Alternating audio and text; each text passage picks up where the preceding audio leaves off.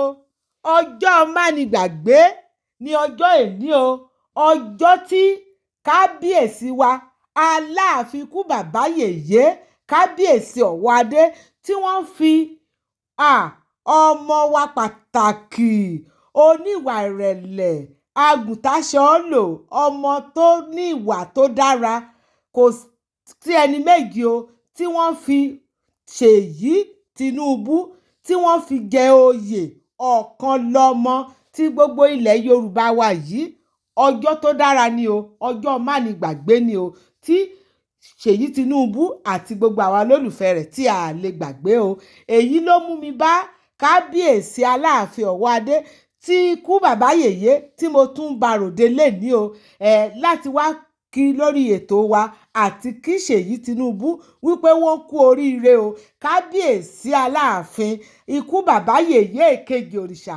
ẹ kú ọmọ ṣe o ṣìyàn o ẹni tí ẹ fi jẹ Ọ̀kanlọmọ yìí ẹni tí gbogbo wa nífẹ̀ẹ́ sí ni ó kú oríire o akíọ̀ Ṣèyí Tinubu ó kú oríire o ọmọ ọlọ́lá ọmọ àtàtà agùntàṣọ́lò ọkùnrin ọmọ tó sán bí owó ó kú oríire o oyè àmórí o ẹ̀yin tèmi báyìí mo máa gbé díẹ̀ nínú fọ́nrán bí wọ́n ṣe fi ewé oyè tí wọ́n ṣe jalé Ṣèyí Tinubu àti olórí rẹ̀ tí wọ́n ṣe jalé wọn lórí o màá fi fọ́nrán yẹn díẹ̀ màá fi hàn yín lénìí kíkù níbọn ró ó sì kù sẹ́yìn o nítorí wọ́n ṣe àríyá oríṣiríṣi a sì ń bọ̀ láti wá fi hàn yín bí ìyàwó bàbá wa Láàfin olórí pàtàkì olórí àtàtà àdúmọ̀ràdán tó jẹ́ wípé ẹlẹ́rìí ẹ̀yẹ tínú rẹ̀ máa ń dùn ní gbogbo ìgbà tó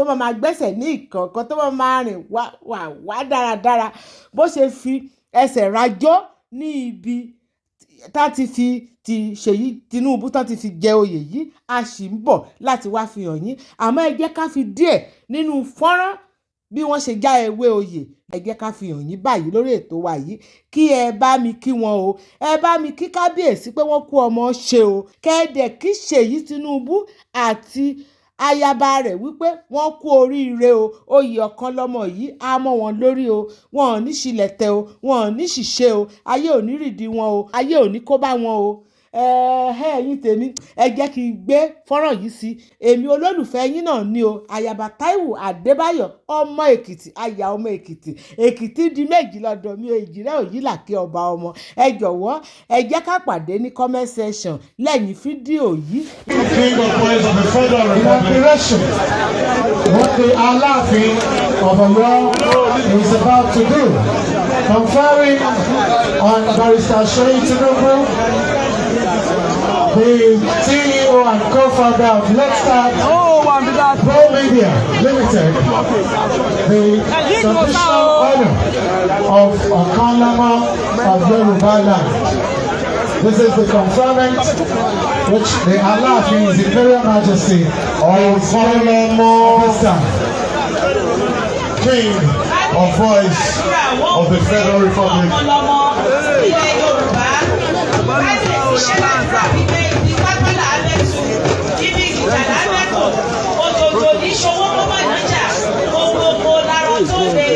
Ọ̀kanlọmọ Barrister Olúṣèyí Olúwa ló Ṣèyí Tinubu ó ṣe tú alára ṣe tó tú àṣìṣe ṣe bẹ́ẹ̀ náà láti fi ṣe ìwúrà báyẹ̀yẹ òmìnira fún Ọ̀kanlọmọ ilẹ̀ gbogbo Yorùbá.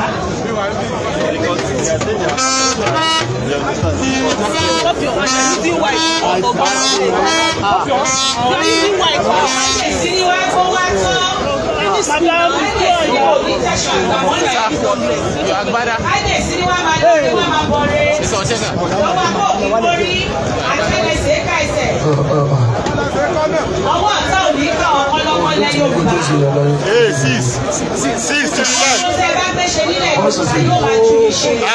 Please, can you move a little bit to the left? Your left, please.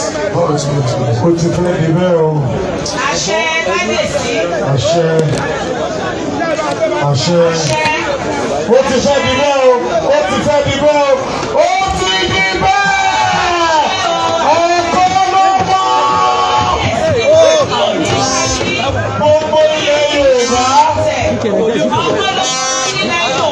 But just dey like that. Fún bàbá yèyé, kábíyèsí, àkànní òòṣà.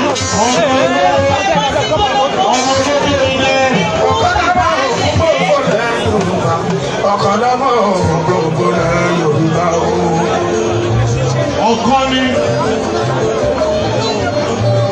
Ọ̀kan ni Alaafin Owoade lòun fi jẹ́. Ọ̀kànlọ́mọ gbogbo rẹ̀ Yorùbá o. Kábíyèsí ní kí àjẹgbó àjẹtán. As field manager of men and resources, Ọ̀kànlọ́mọ gbogbo rẹ̀ Yorùbá o. Probably the biggest out-of-home advertiser in Africa. Seyi ọmọ tí mo ń kó fún àpò ayé. Barrister Seyi Tinubu. Èyí Tinubu Okanlọmọ níṣẹ́ Yorùbá ọdún kábíyèsí Yorùbá ò lọ sí ìlọ́kọ̀ọ́lọ́ pẹ̀lú wá tutù ọ̀tún wájú ọba àgbàdo.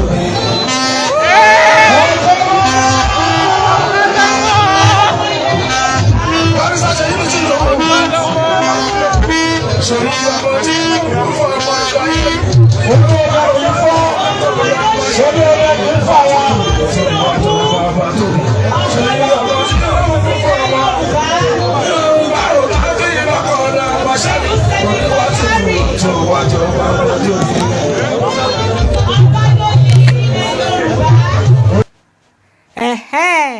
Òun lẹ ti rí ìyẹn ẹ̀yin tèmi ẹ jẹ́ ká pàdé ní comment section ìyànkun ìhànra ọmọdé ti dì sí o adé ajẹkanra o òpàdé ìpọjà ẹrẹmúrìn àríra ààyè gbé síbi rẹ̀ o mọ́ lọ sí Èkìtì o.